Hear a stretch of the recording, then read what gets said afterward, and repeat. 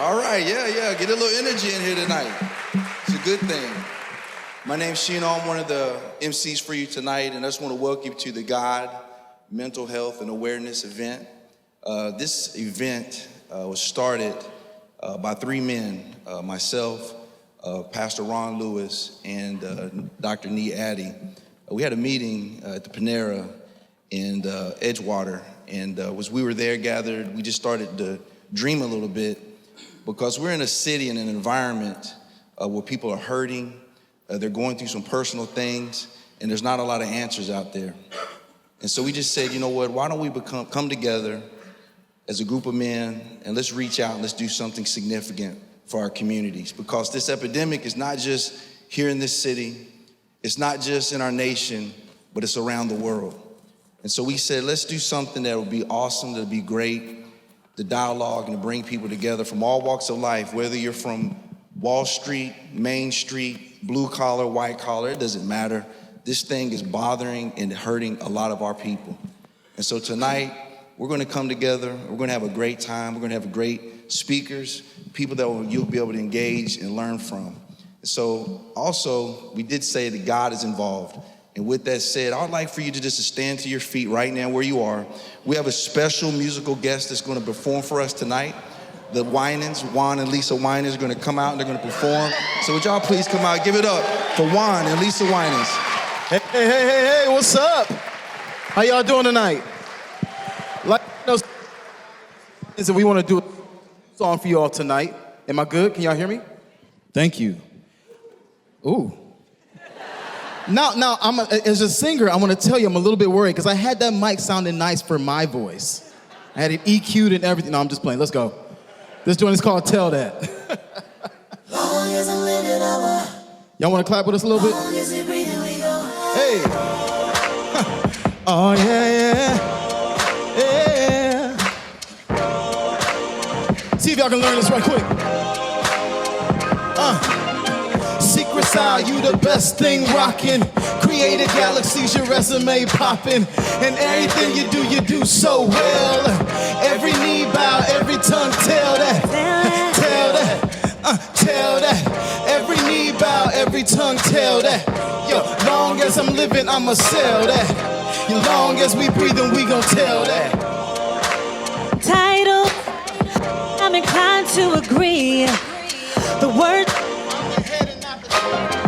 I'm entitled to some things. I got favor, I got keys, I got the blood, I've been redeemed, and no limits, I'm free. It's all God living in me, yeah. Secret side, you the best thing rockin'. Created galaxies, resume poppin'. Everything you do so well. Every knee bow, every tongue tell that, tell that, tell that, tell that. Every tongue tell that. Long as we live it, we go. Long as we breathe, we gon' tell that. I come through wavy like a tidal.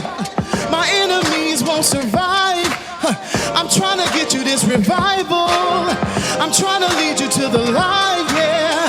My vision clear, can't you see? We getting bags, but the cash ain't king. We getting stacks, but my hands still clean. I ain't dead, but I rest in peace. Hey, ooh, set your resume poppin', and everything you do so well. Every tongue tell that, yeah, tell that, yeah. Every tongue tell that, yo. As long as we living, I'ma sell that. As long as we breathing, and if they ask, has the Lord been good? You know I'm gon' tell that. And if they ask me whether he could, no, I'm gon' tell that. Tell that, yeah. I got a testimony, this is how it goes. I met a king and he saved my soul. I spend the rest of my life making sure you know. Secrets are you the best thing rockin'. Created galaxies, your resume is poppin'. And everything you do so well. Every knee bow, every tongue tell that, tell that, tell that, tell that. Every knee bow, every tongue tell that. Yo, long as we're living, I'ma sell that. And long as we breathing, long as I'm living, Long as I'm living, I'ma sell that. say, long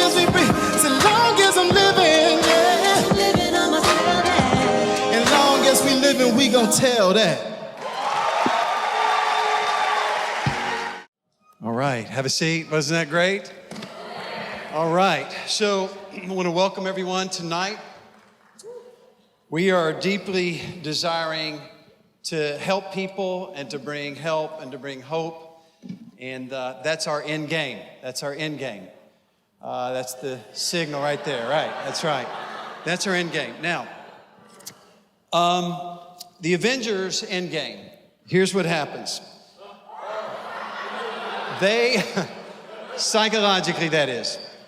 So you begin to think about these guys. They pulled together to save the world, right?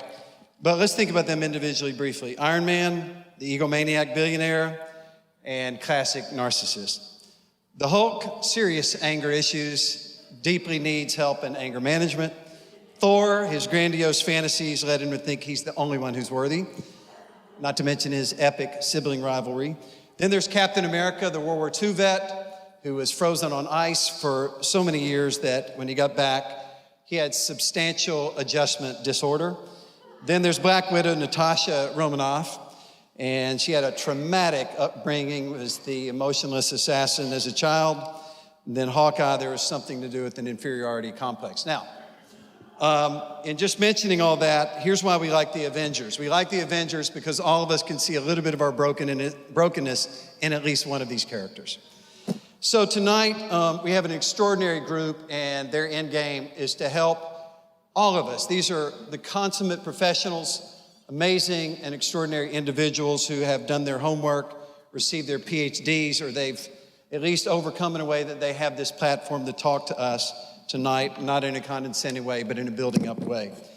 Any one of them could carry this entire event tonight for at least 2 or 3 or 4 hours by themselves, but they've decided to work together.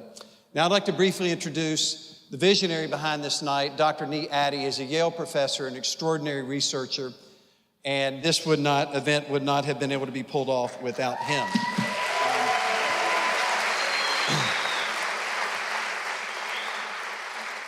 Maybe we have some friends of Yale here tonight. Maybe some Yaleys are here tonight.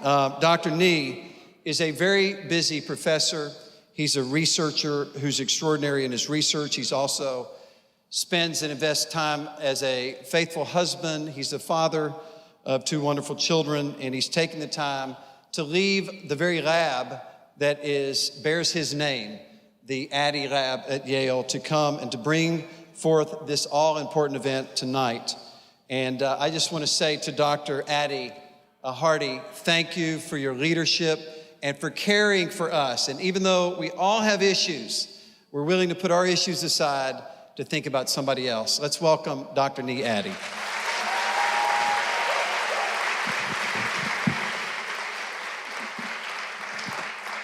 Well, thank you, Pastor Ron, for that very, very kind introduction. It's been an honor and a privilege for me to really be able to jump into this conversation with him.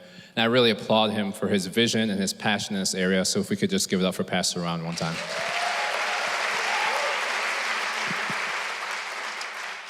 So it's great to be here tonight. How's everybody feeling tonight? All right, that was so-so. Let's try it one more time. How's everybody feeling tonight? All right, that's a little bit better. Well, I have to say, this is really impressive to see this type of atmosphere tonight in New York City on a Thursday night for a conversation about mental health. So if you could all just actually give yourselves a round of applause for showing up and being here. So as Pastor Ron mentioned, we're very excited about the program that we have for you tonight. And as he mentioned, we do have a great list of speakers, and any one of these speakers could really run this whole conversation themselves. And that's just a reflection of the status of our speakers, their sphere of influence, their impact, and their expertise and experience. So we think this is a really unique opportunity that all these speakers have actually come together and are willing to share the stage to give their different perspectives on this very critical and important issue. But in honesty, it's really not even about the speakers tonight. It's really about us as a community. So coming together as a community, being engaged with one another in these conversations, and really thinking about what we can do to empower each other as we think about mental health conversations in particular. And so what I want to do before we jump into the town hall itself is actually just share a little bit of a story to give you a sense of how we're thinking about this conversation tonight. So again, this was something that happened to me a few years ago. One night, I was actually just driving home from work. I was running a little bit low on cash, so I decided that I'd stop by the bank, stop by the ATM to pick up some cash on the way home. Now, the particular bank that I decided to go to happened to be in an area of town where there were not a lot of people that looked like me. There's not a lot of other brothers in that area. But I decided, I'm a grown man, I've had this experience before, let me just go there, take care of my business. So I go to a bank where the ATM is actually located inside the bank, so you have to enter the 2 glass doors, insert your card, get access to the doors, and then go in and get your cash. So when I pulled up, there was actually another individual that was already in the bank getting some money, so I decided, okay, I'm gonna just be polite, just wait outside until that individual's gotten their cash, taking care of their business, and then I'll go in. So while I was there at that time, a cop car pulled up. And again, keep in mind that I'm in an area of town where there aren't a lot of other folks that look like me. So as you can imagine, for me, as an African-American man, with my experiences in the past, with the police, with lots of things that have happened in this country the last few years that have been highlighted, that in and of itself could potentially be a threatening situation. And I'm sure there are several others in the audience who could relate to that as well. So again, the cop pulls up. I'm thinking I'm just going to try and play it cool, just kind of go about my business, and just hopefully this will be just a normal routine evening, getting money from the ATM, nothing will happen. So the cop gets out of the car, and the first thing he says is, "Don't I know you from somewhere?" I'm thinking, I don't know you, I don't really want to know you, and I don't want you to know me. Let's just leave it at that, let's just move things forward. But he was really persistent. He's like, "No, I think I've met you somewhere before." And I'm thinking, wow, this guy really won't let it go. But actually, at that point in time, something clicked in my mind where I realized I had actually met him before. So I'd actually met him at an event that was called Coffee with a Cop. And the whole purpose of that event was for the police to be able to engage with those in the community in a non-threatening situation to build relationship with them. So in that moment, that entire situation went from being potentially threatening to being one that was built on a previous interaction, one that was built on previous communication, one that was built on a previous relationship. So why did I share that whole story? Well, I think sometimes we approach mental health conversations and mental illness the same way. The first time it comes across our radar, it's a threat. We don't want to talk about that. What happens in this house stays in this house. It's a sign of weakness. You're not praying hard enough. And all those things push the conversation out and away from us. So what we're really trying to do tonight is to really flip that conversation, to say this is something we're not going to be threatened by. We're actually going to engage in dialogue with it, and we're going to be able to move things forward because we're engaged in that dialogue. So again, just kind of how we're thinking about this conversation tonight, and we're really hoping that this will be something that will be impactful. There'll be something where you all will be able to connect with each other and also connect with resources. So I also hope that you took advantage of the tables that were at the back with information from local mental health groups and advocacy groups, and then also from faith communities. And if you haven't, I really encourage you to do that on the way out. But that just gives you a little bit of sense of our heart tonight and how we're thinking about that and how we're thinking about this issue. So with that, it's my immense pleasure to start off the first part of this town hall and to invite to the stage Lecrae, Doug Middleton, and Vicky Sigworth.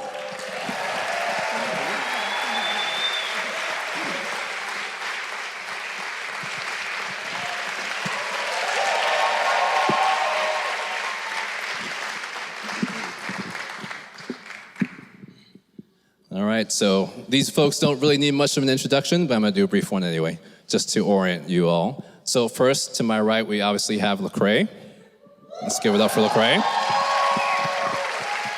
So Lecrae is obviously a celebrated hip-hop artist and speaker, and also an activist. And one of the reasons that we were really excited about having him here tonight is because he's been really open about his journey and his journey with mental health over the last few years, and has really given voice to this topic and has really helped to us as a community to continue to decrease the stigma associated with those conversations and to increase awareness. So we thank you for taking the time to be here with us tonight. We have Doug Middleton from the New York Jets.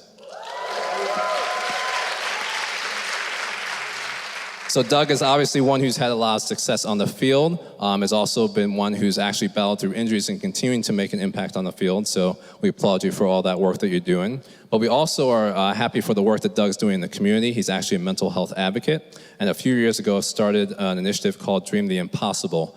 And this is actually an initiative that he started in memory of his friend, A.J. Morrison, who suffered from depression. And one of the main goals of this initiative is to really address top risk factors that contribute to mental health challenges. And they've done a lot to really engage folks in the community with speaking engagements and community action. So we applaud you, Doug, for the work that you're continuing to do in this area.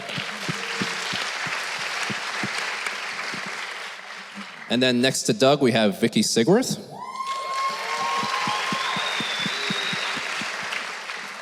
So Vicky is the vice president of the New Haven chapter of the National Alliance on Mental Illness, also known as NAMI. And for those who don't know, this organization is actually the nation's largest grassroots mental health organization that's dedicated to building better lives for millions of Americans affected by mental illness.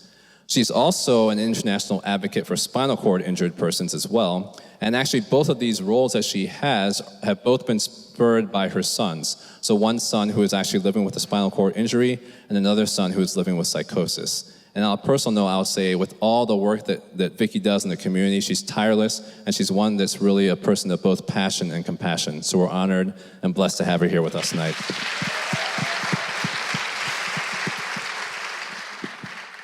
So before we jump into the actual conversation, I want to let you all know that we will actually have a text number where you can text in your questions as we're going through. We know with an audience of this size, it can sometimes be difficult and intimidating to ask a question into the microphone, but we want to make sure to incorporate your questions into this conversation. So please feel free to text those in as we're going through. So just to jump in, I was going to actually have each of our speakers just start out and talk about their journey, either their personal journey or their journey of a family member or a close friend, with this intersection of mental health, faith, and culture. So go ahead and start with Lecrae. First of all, how y'all doing? It's an honor to be here. Appreciate it.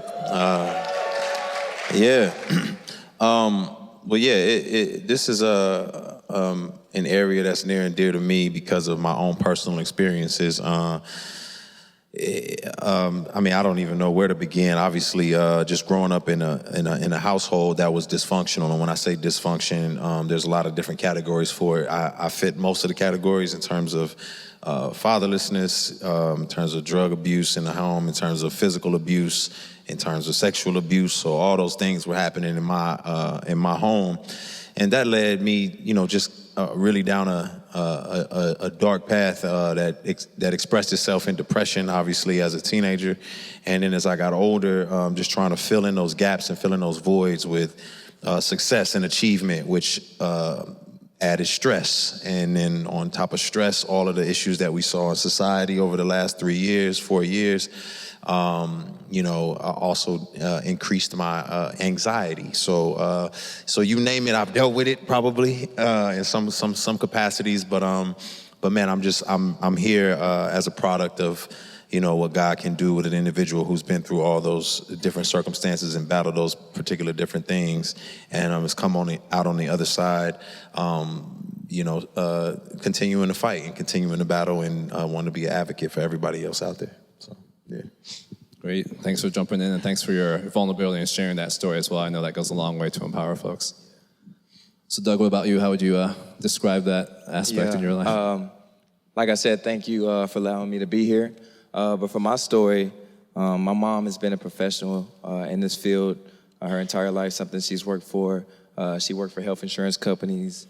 She worked for, large companies. And throughout all of that, I would learn and be around mental health. But, when my friends started going through different things, I didn't really know how to, handle the situation or what to say to them that could, put them in a better place.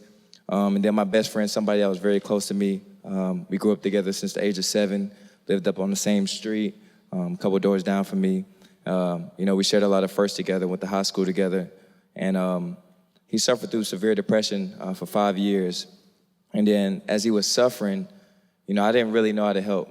And I didn't really know, what could, make him feel better, because therapy is not the same to everybody. Therapy doesn't always look like sitting on a couch in front of a therapist and just speaking to someone. And, we couldn't find somebody that he could relate to, or that could really understand what he was going through. And so during that time, he suffered a death by suicide. And, the same day I spoke at his funeral, I had to go and catch a flight to my second NFL training camp with the New York Jets. And that entire time, when I spoke at the funeral, I just looked around at a bunch of faces that seemed confused, or seemed like they didn't know, what I was talking about, when I started to speak about what he was living through. And, a lot of people walked up to me afterwards and say, I'm dealing with this type of thing too, but I really don't know what to do. And, once that moment hit, I kind of suffered my own trauma, having a season-ending injury in that same year. and it forced me to think about, what was my real identity outside of football. And so that's why I started my foundation, Dream the Impossible, focused on bringing awareness to mental health, and that's why I'm here today. That's great. Well, we definitely appreciate your humility and your vulnerability in sharing that story and continue to make this conversation commonplace so that people know what's going on, and so folks that are going through that are also know that there are others who are going through it too, and they can share that experience and have people to plug in with as well. So Vicky, if you could share also about your story in this. Okay, I'm a mom of a son who's been in recovery. Oh, pardon? Bring it back a little bit, Mike. Like this? Yeah. Okay. I'm not as used to this as these guys.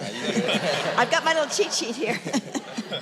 So, I've got 3 boys. My eldest, when he was 16, he had an amazing experience going to India on his first mission trip and participated and saw healings and miracles of a comatose baby, of people blind from cataracts, of a man paralyzed and picking up his mat and walking, just biblical proportions. And it was life-changing for him in a very positive way, but also in a very negative way, because after he came back, he started not being able to put 2 sentences together in his honors English class. And he started having these bizarre emotional experiences, and he was so confused. He would pray that God would heal him just like he had seen God heal in India, and nothing would happen. It was really awful. He hung on. He hung in there for 2 years. Finally, got hospitalized after he tried to commit suicide in order to bring revival to his high school, like he had seen in India. And we were so confused. It was just, we didn't know what was going on. Finally, a friend of ours prayed for him in the hospital, and what she got in prayer was that there were 3 causes for his problems. One was biological, but we didn't know where that was from. One was psychological, and we didn't know where that came from, and one was spiritual. And we knew that he had had a demonic attack in India. That's the only thing we could figure out. In the next several years, we figured out the psychological and the biological backgrounds, namely that he's adversely reacting to tons of different medications. So, but this created a conflict between me and my husband, because he's a research scientist, and he believed what the doctors said. It's only biological and only pharmaceuticals can help. But finally, we both read Robert Whitaker's book, Mad in America. And that's when we realized that pharmaceutical interventions only help to some extent, and they often have really bad side effects. And there are a lot of more effective interventions. So we started finding out about them. I'm now a trained hearing voices facilitator, and I teach NAMI classes and give other families hope. And I get phone calls all the time from both people suffering from mental illness and people with family members who don't know where to turn, and I'm able to give them some hope. And so it's just very encouraging to see that even more as the Christian community is developing really good resources for that hope. And we're seeing that there's an increasing alignment between the mental health community and openness in the mental health community to spiritual resources. And we're very excited about that.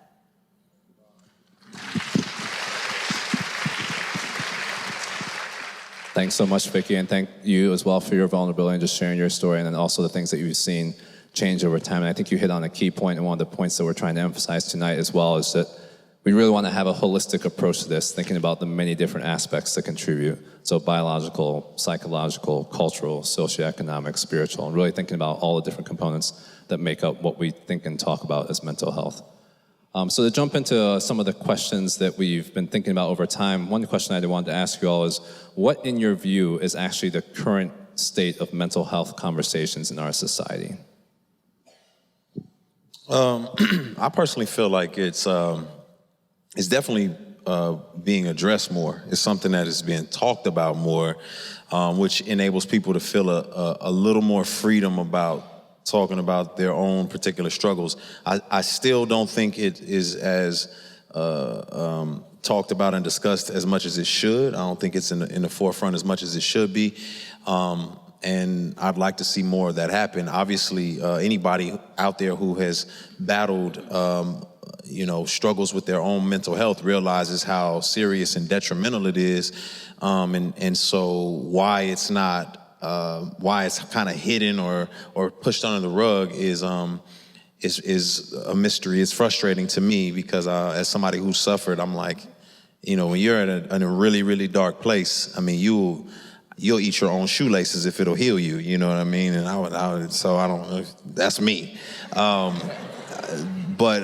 so for somebody like myself, you're just looking for somebody who's going to speak about it or talk about it, or to know you're not alone, or to know that there's areas or people who can offer help, and that this is a conversation that not just a handful of people are dealing with, but like the world.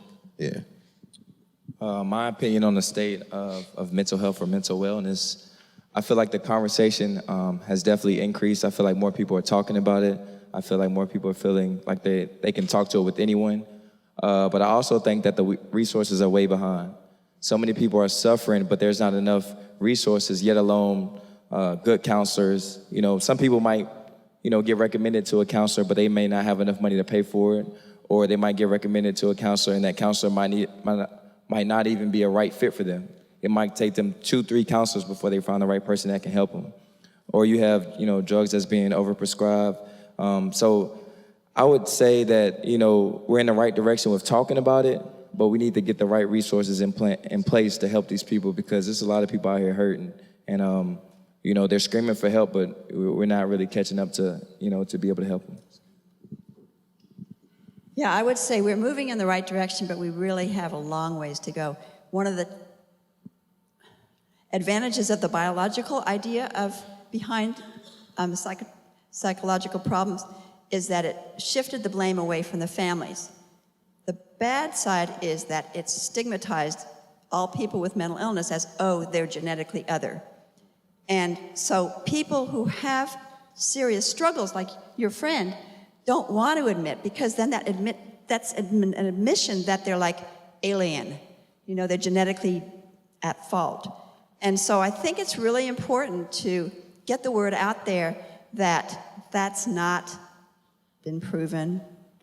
And so it's really important to know that there is hope, and that people around the world, and even in the here in the US, are getting hope, and that it is something you can recover from, or at least have a good life with. It's that hope that's so important to reducing stigma.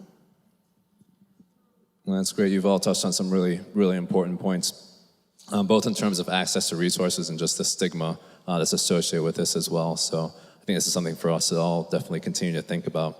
To personalize it a little bit, I was going to ask a question that's related more to your thoughts on what you think are some effective practices, either to maintaining a good mental state or to addressing mental health challenges. And you've alluded to some of those already, but if you could elaborate on those a little bit. Yeah, I mean, for me personally, I've tried everything, and so I'm of the persuasion or the philosophy that the goal is health, right? So the goal is health, and there's not one thing that I feel like is going to make people healthy. So it's figuring out what that's going to look like for you, and as they were just speaking about finding the right, maybe it's a therapist or a counselor, and sometimes you gotta, swipe left till you get to the counselor that you like. You know what I mean? And sometimes it is medication, and that's okay. I don't understand the stigma around medication. I don't think it's a bad or good. It's not an absolute thing, and it's not an absolutely evil thing. It's maybe very necessary and helpful. If it brings about health, then that's what you need. But I'm also a fan of meditation. I'm a fan of exercise. I'm a fan of eating right, and all of those particular things have been and can be beneficial. And so I'm not of the school of there's one way to achieve mental health. I think I'm of the school of, are you healthy? That's the goal. So, yeah. That's great. Yeah, I think that's a great point. When I spoke at my best friend's funeral, I had a lot of people walked up to me And they said, did somebody pray for him? Because I think if he would have just came to church and prayed for him, he would have been okay. And, that's when I really felt like I had to, do more action in my community. Therapy doesn't look the same for everybody, like I said originally. 1 + 1 doesn't equal 2 to me, but it might equal 2 to you. So, working out or medicine might be your formula, but for me, it might be me having an accountability team, me going to see a therapist, or, me eating right. Like Lecrae said, there's different formulas for everybody, and there's no one, unique formula that can cure whatever you're going through. And at the same time, it's a consistent battle. Just because like you feel better one day doesn't automatically mean like that person's, free from it. And it's a consistent battle every single day that you got to continue to check on them. And that's kind of what I leaned on is my accountability team. Just so just a group of people that I feel comfortable with, just opening up to sharing, whatever happened in my day. And they can tell when something's wrong with me. And, when that happens, make sure, that I get the resources that I need. I think we're seeing a lot of increase in mental health problems because our society is sick. We're on the cell phones, we're on the, we're not communicating with each other, we're on social media, and we're not really connecting. One of my favorite books is Lost Connections by Johann Hari, and he talks about how, he was depressed for years, and he found out when going around the world that the biggest problem with depression is lost connection to meaningful life, meaningful relationships, meaningful values, a hopeful future, things like that. And not that that's going to be a cure-all, because if you've had adverse experiences, especially as a child, your brain has actually changed, and you need to learn how to think differently because you're going to respond automatically in an unhealthy way until you learn to retrain your brain. We're going to learn later from some of the experts on how to do that. But I think it's important to recognize, as you said, accountability and being in community, being in relationship is absolutely key, because that's how you can actually get the help and then sustain the help and the health. Well, that's great. I'm glad you all shared on some of those themes, especially the importance of community, because a lot of times with different mental health illnesses and challenges, isolation becomes a piece that people can slip into very easily. And so a lot of the things that you all are talking about are very, very key and important as well. And you also all made a good point about the fact there are different things that work for different people. And sometimes we realize that approach when we're talking about the physical body, but we don't always approach it that way when we're talking about mental health. So, someone can have a physical ailment. One medication may work for them, one may not. One type of therapy may work for them, one may not. And the same thing happens when we're talking about mental health as well. So I think you all are touching on some key points. Just to delve down a little bit more on that, you talked about trying to find what works best for you. What do you think are some good ways to actually evaluate that? How do you figure out what works well for you? Is there, or for family members or friends, are there patterns that you've noticed that have helped you kind of move through that process more quickly or have a better sense of how to approach certain challenges?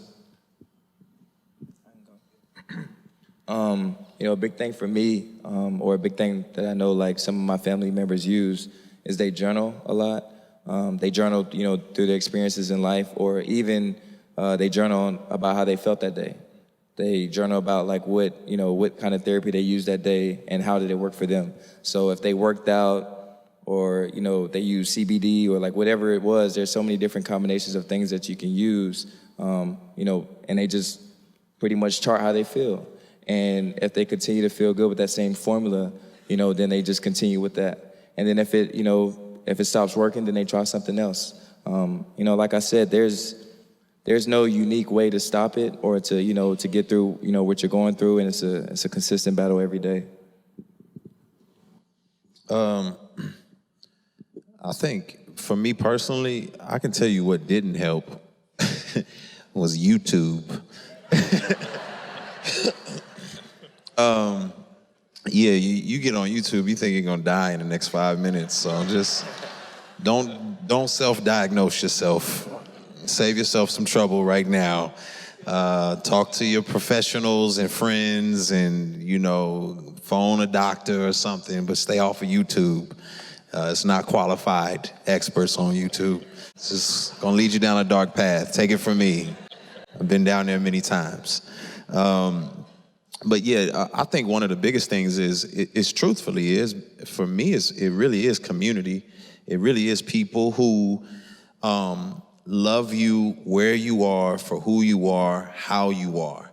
And when you have people like that, they're willing to kind of step into the situation that you're in. And even if they don't fully understand it, they're still willing to go there with you and to process with you and to carry whatever burdens that they can particularly carry. And sometimes it takes patience on your part if you're battling and you're struggling with the people around you who love you, to explain to them, especially if you have people who want to be around. And I think that's huge. It's just that community, those people around you who can care about you and tell you, give you an alternative perspective to what you may be ruminating on a consistent basis. Yeah, that's good. You know, we were coming here on the New York Metro, and they said, if you see something, say something. Well, I would say, if you are struggling, if you feel something, say something. Find somebody and pray and say, okay, God, who can I share this with? Because you won't be able to share it with everybody. Some people were just going to put you down or say, oh, well, just pray harder, you know, or whatever. And it's more than that. The other thing I would say is, it's going to take time to find a really good therapist or psychiatrist sometimes. And you need to find somebody who's not going to say, oh, what are your symptoms? Let me prescribe this based on your symptoms.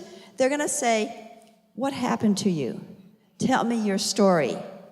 So if someone's not going to ask you for your story and what's happened to you and willing to listen to you, don't waste your time and your money. But you need to find somebody who's willing to listen. And, hey, teach your pastor, if he doesn't know already, how to do it. Yeah, those are all great points. So to jump on some of what you all have been saying, you've been alluding to this a little bit already, I'd be curious to hear how your faith actually informs your approach to mental health or to the mental health of your loved ones. I mean, we've touched on that, but I'd like to see if you could go in a little bit more about how those two actually intersect.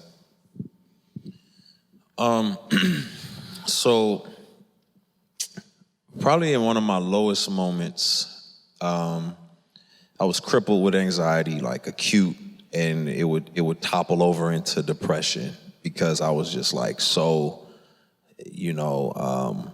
gripped with anxiety, like agoraphobia, which is where you don't even want to be around people or go outside. And it was so bad I couldn't even sleep. And then if you don't get sleep, it makes everything worse because your brain can't heal because you're not getting rest. So I was just in a really, really dark place, and I was almost like mad with God, like frustrated, like help. And it was at that point where I felt like God led me to read about Jesus in the Garden of Gethsemane, and just seeing a picture of Jesus, and who I know is this divine Savior, but when I looked at it, I also saw him as a human being who was suffering through way more crippling anxiety because he was anticipating being crucified on this cross. And he was sweating drops of blood, and he just knew what was ahead of him. He's like asking his friends, why aren't y'all up? Why aren't y'all praying? And I was really relating and connecting, and I was seeing that not only was he just like some kind of like superpower in the sky, like, it was like, you'll be all right. He was with me, and he understood the suffering to the degree that even I didn't understand. And I felt like, man, like I know a God who's here with me in my suffering. And I wanted God to be something he wasn't. God was not transactional, he was relational.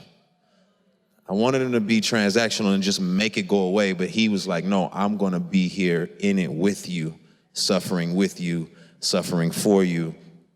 And on top of that, I'm gonna beat it, yeah. And so that gave me hope. And then, like I said, on top of that, I was confident because he beat it.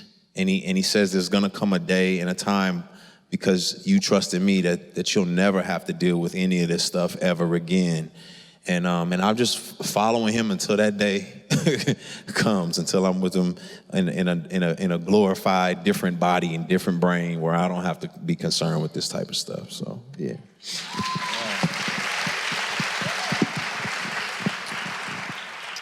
I guess for me, with my faith, I grew up in a Christian home my entire life. We went to church every Sunday, and it was kind of like religion was not forced on me, but it was just something that, I just kind of thought like you just had to do, And, I knew God was there, but I didn't know like exactly, where he was, for me in my life. Like where was he supposed to be in times of need, or like where, I just didn't really know God the way I know him now.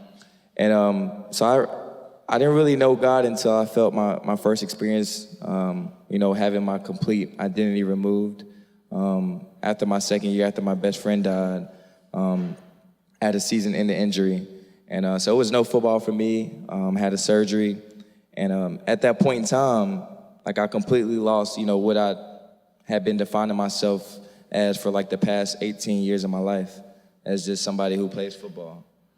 And when that moment happened, I had my family, but it was really just, me and God, and that's when I really got a chance to really figure out who he was and figure out who he was to me.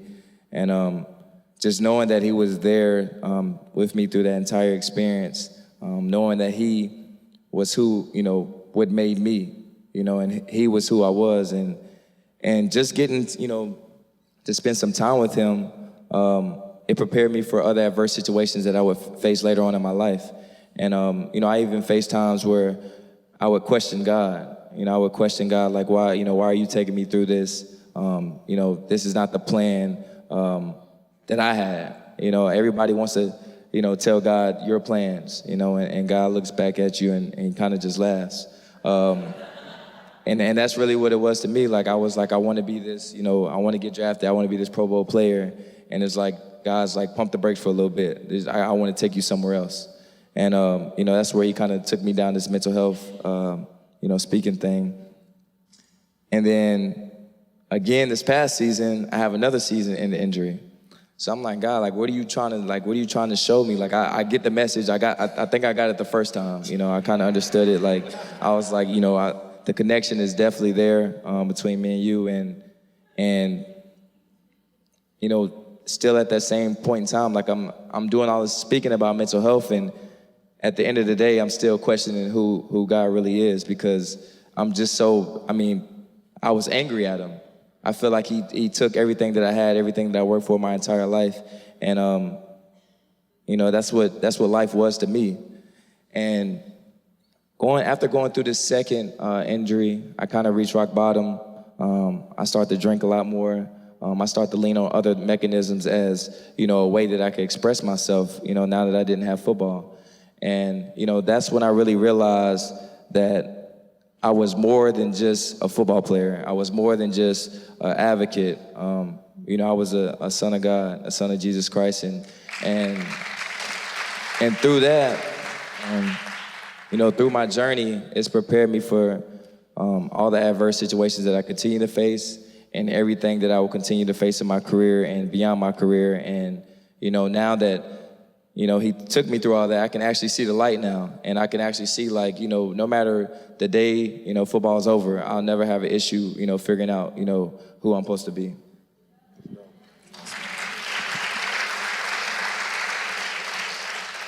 Wow, that's really, really cool to hear, you guys. I'm the little old grandma here. But I had a pretty rough time last Christmas, because our son was going to get out of the hospital after 2 years inpatient. And then one doctor screwed up, and then another doctor screwed up, and then the second doctor screwed up for a year. And we went through, excuse my French, hell. I went through 20 years of his medical records trying to prove to this doctor that the high dose of medication he was on was counterproductive for him. And the doctor wouldn't budge. And my quadriplegic son finally said, Mom, you gotta forgive the guy. I finally realized, I was praying about it, I said, God, I don't wanna forgive the guy. And if you're a family member, you can understand that even though your family member is dealing with mental health issues, just dealing with the system could drive you crazy. So I finally was praying one day, and I was like, okay, God, what's going on?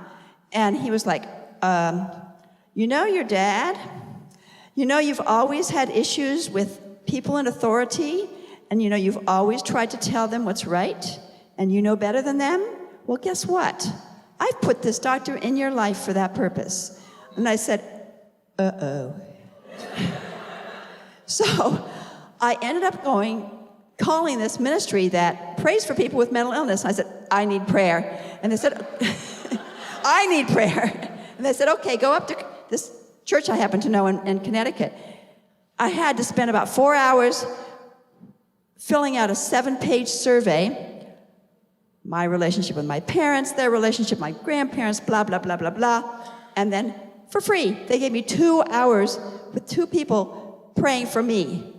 And through that, they helped me to recognize that my rebellious attitude came from my historical connection with the Mayflower and all the pilgrims that came over here, and that I needed to repent of it. And once I did, it was so much easier to forgive that doctor. And since then, it's been much easier to work with him. Gosh.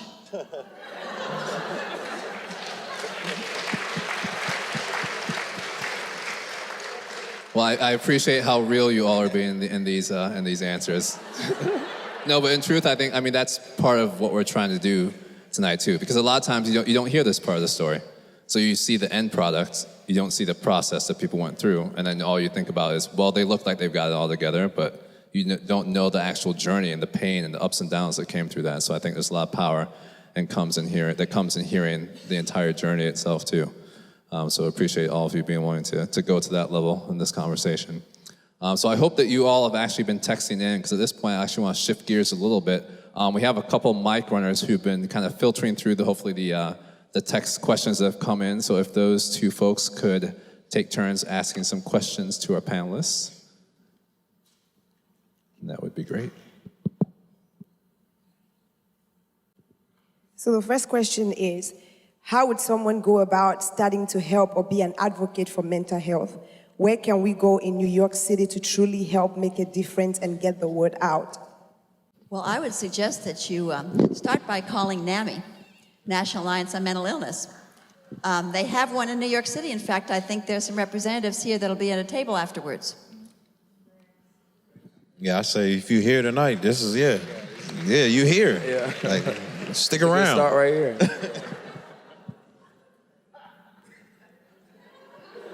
Enough said? No, but there are, that's a great question. There are tables from lots of organizations in the city that are in the back, so definitely, I think for that question in particular, just plug in with those folks. And we are going to we'll be talking about this more, but we will have actually a follow-up conversation a week from tonight at the same time. So for those who have additional questions, NAMI will be there as well. We'll have a clinical psychologist there, a counselor there, a psychiatrist, and faith leaders as well. So there's definitely lots of opportunities for continued follow-up. But yeah, for the advocacy piece, I would definitely say plug in with those groups. There are advocacy groups that are represented here tonight, and definitely resources available to serve in those roles. Okay, so the next question here is, how do you deal with family members who live with you who have severe mental illnesses when it seems like you're being constantly brought down by the negativity that comes with that? I can speak to that. I got a cousin that he hasn't been diagnosed. We've asked him to go in and get help a lot of different times, and he doesn't want to. And I have a little sister. She has some depression. She just had a baby, so I'm not the expert. I don't know what the syndrome's called, but what's it called? Yeah, the baby. Postpartum depression. Yeah. So, I don't gotta. Yeah, that's a wise man. He knows where to go for his resources. Yeah, she has that, and I had a cousin. My cousin, he called me one time, and this was just random out of nowhere. We kind of talk a good bit, And he just called me, cussing me out, like out of nowhere. Like he was just like, you don't do anything for the family, you don't do nothing for me. You know what I'm saying? Like you don't care about me. And I'm like, yeah, I talk to you as much as I can. I try to help you as, however I can. And then 2 weeks later I see him and he acts like nothing happened. And I'm like, he just says like some of the most offensive things I've even heard in my entire life, like not even from a coach, like worse than what I hear from my coaches. And I'm like, and he just acts like it was completely normal. And so, my mom, she tried to make me understand, what he was dealing with and what he was going through. And what I learned through that situation was just to keep on loving him regardless. You can't be mad at him. What he's dealing with, I'm not in his shoes. I don't live his life. So I can't tell you what he's exactly going through, but I can control how I react to the situation. And for me, it was just continuously trying to find the help that he needed and continuously trying to do everything that I could to help him. And, that's a constant, battle for me. Even when, I heard those negative words, it took me a while to accept it and get over it. But when you have somebody like that in your family, you just gotta love them. You gotta pay attention to them even more than you do your other family members because they really need that love. And we all need that connection. We need that connection on a daily basis. And without it, we feel isolated and, we go backwards. Like mental health or mental wellness is not like, breaking an ankle and then you do rehab and it's fine. Like you can be fine a couple days and then a couple days later you can go a whole different direction. So, just being consistent, that's what I would say. Also, NAMI has a free 12-week course called Family to Family. I happen to teach it up in New Haven. And my favorite parts of the course are when we do role plays and we talk about how to love our ill family members, how to treat them with respect. We try to teach the family members, look, if you're struggling with anxiety and depression, whether it's diagnosed or undiagnosed or psychosis, even worse, think for a minute how you must be feeling about yourself. And, if Doug here had this crisis when he was physically injured, imagine the kind of absolutely existential crisis you have when your brain's not working, when you can't put two sentences together, when you can't go out of the house, when you're feeling so disabled and you don't know what's going on. If you as a family member or friend don't know what's going on and you're panicked, just multiply that panic by about 100, and that's what you'll get an idea of what your loved one is going through. So get yourself some help so that you can know how to best get them help. And NAMI is, again, a great resource for that. That's really good. Next question is, what do you guys do when you do not remember that God is there and depression and anxiety attacks you? In certain circumstances for me, it was having people around me who were praying and who were focused on God. And then also, I don't know, man, I found that God was uniquely close to me in the desert. You know what I mean? When I was in the darkest spaces where I didn't have the energy or the mental capacity to draw near to him, he would draw near to me in some unique ways. And I just was open to it. And I would be looking for it every day because I knew it was some periods of times where I couldn't even read the Bible because it was like my brain fog where I couldn't even read it. But for me, what was happening was he would show up in these unique ways where I just would, and this is how I felt like he was drawing near to me. I would be going through the book of Jonah, and then I just couldn't read it anymore. And then I would jump in a car, and then the car in front of me had a whale sticker randomly behind it, and then. And then I got home, and this is literally a true story. I get home, and my daughter, she's 10 years old, she says, "Daddy, you're back. I got you a gift." And it was a stuffed whale. And it was just these little things that I felt like God was just like saying, "I'm here. I'm still here. I know you don't feel like I'm here. I know you're struggling to come to me. I'm going to come to you." And that was what was happening for me.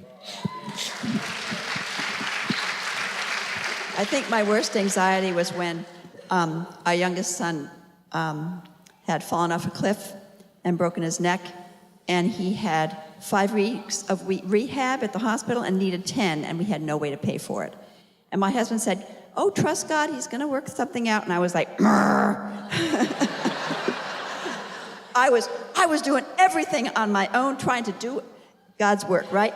And, so finally I tried to get in the shower one day, and I was just like literally tearing my hair out with anger, with frustration, etc. And I was just rocking like I was in a fetal position, just rocking back and forth. It was like the worst situation ever.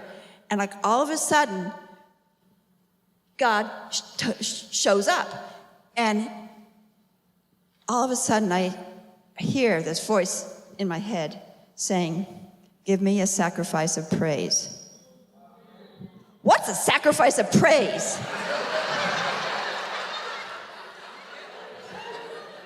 Praise me when you don't feel like it. Well, I don't feel like it. And then this little verse came into my head. "On Christ the solid rock I stand. All other ground is sinking sand." And so I started, "On Christ the solid rock I stand. All other ground is sinking sand." And I did that for a couple minutes. And then I finally calmed down enough so that I could get into the shower. And by the time I was done, I was, "On Christ the solid rock I stand. All other ground is sinking sand." It was awesome.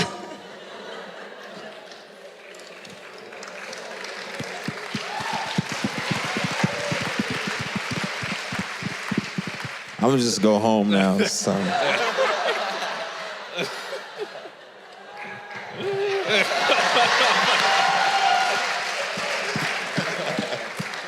You can sing it. Doug, I don't know if you're going to try and follow up that.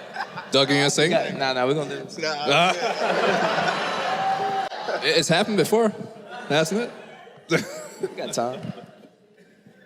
That's powerful stuff. Maybe one more question, then we'll let them give us some final closing thoughts. Okay, these are 2 questions I'm going to combine into one because they're related. How do you balance the spiritual demonic versus physical when it comes to psychosis and hallucinations? And can you explain a demonic attack and how someone is susceptible to them? We're going to defer to the expert. I won't get on that.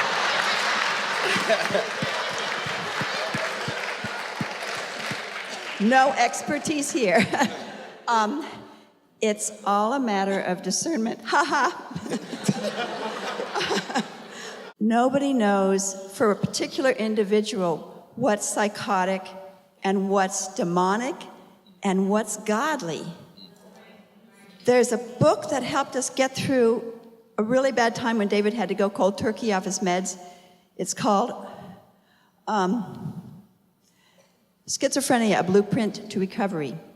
And this is written by a schizophrenic who works in the mental health field. And he said, "You know what? A lot of the times, our voices tell us the truth." Okay? And with audible voices. So how can you tell truth from fiction? And so what he talks about in this book is how to come alongside someone with psychosis, which is what we're working on with our son right now and with his clinicians, helping him to understand that it's okay that he can't tell the difference. And that just as in the community of Christ, when somebody goes to speak in tongues and interpretation of tongues according to Paul in 1 Corinthians, it's not done in isolation. It's the body of Christ that does it. Okay? People with psychosis need particularly the body of Christ to come alongside them, not judgmentally, and not saying, "Oh, well, God doesn't speak in an audible voice today." Guess what? Maybe he's gotten so used to audible voices, maybe his brain is such that he can't hear himself thinking unless it's in an audible voice. You know what I mean? We don't really know. A lot of the doctors still don't know. The researchers still don't know, right? So, it's hit or miss, but the proof is in the pudding. If something is, basically the same way you and I can discern the not audible voice, the still small voice of God. If you think God is talking to you and wants you to go talk to somebody, and share the gospel with them, and they just growl at you and they go, oops, maybe that was just my enthusiasm. It's trial and error. And then another time you go, oh my gosh, I should have said something.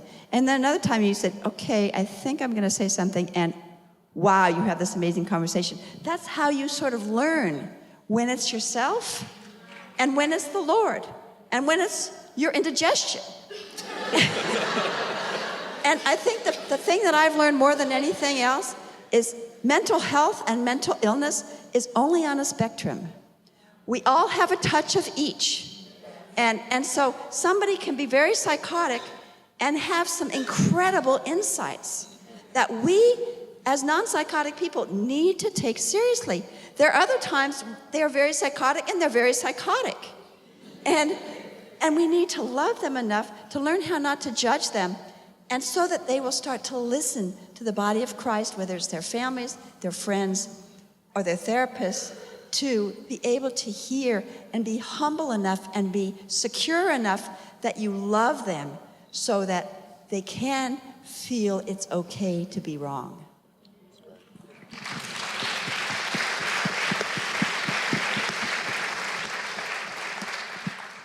That's awesome.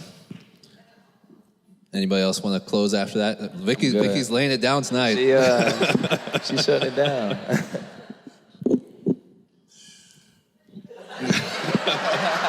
I think that's a consensus. Well, with that, let's thank our town hall discussants again.